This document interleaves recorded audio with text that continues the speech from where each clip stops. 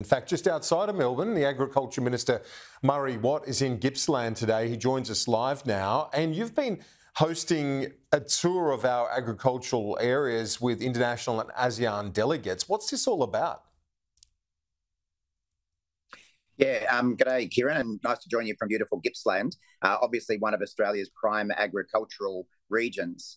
And one of the really key themes about the discussions over the last couple of days with the ASEAN conference is how we can continue to boost our agriculture and food relationship with the ASEAN nations.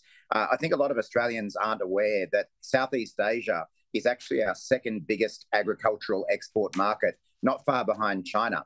I think everyone understands how important China is to us as an agricultural trading partner, but Southeast Asia is only just behind it. About 23% of Australia's agricultural exports go to Southeast Asia. And the really exciting thing is that we know that there's potential to grow that even further. Obviously, Southeast Asia has a very fast-growing population, a booming middle class, and they are literally hungry for Australia's high-quality premium produce. So it's been a pleasure today to bring a delegation of both Australian and Southeast Asian agribusiness leaders, including the Vietnamese Agriculture Minister and his delegation, to inspect some great Australian farms and also some really important technological developments that are occurring on Australian farming and may be able to be exported and shared with Southeast Asian nations as well. Yeah, I know it is a massive market, as you've articulated. In years gone by, we have also been able to use some of that technology in an aid sense, really, to make Indonesia, for example, its primary industry more productive. What's happening on that front? Yeah, I think that's been one of the really interesting things to come from these discussions and the visit we've done today, Kieran, is just as Southeast Asia is, of course, interested in importing our beef, our grains, our horticulture, our dairy products, they're also really interested in some of the technology and research that Australian farmers and researchers have been undertaking, because like us, they're dealing with the challenges around sustainability and climate change. They're wanting to work out how to become more productive, how to use genetics to increase the production of their grain crops, of their rice crops, of their livestock. And fortunately, Australia has incredible expertise in this area. And that is something that we can additionally export to the world, including to Southeast Asia. You're right.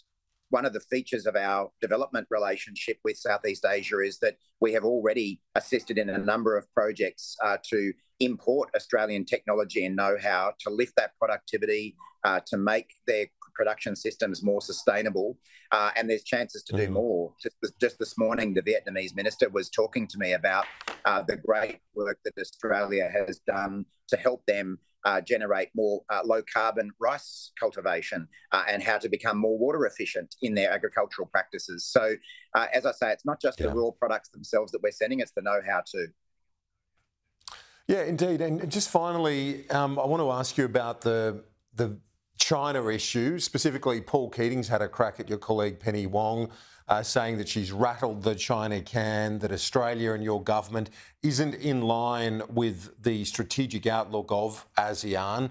How do you respond to that criticism of Penny Wong, who today marks a milestone, now the longest-serving female cabinet minister in Australian history as of today?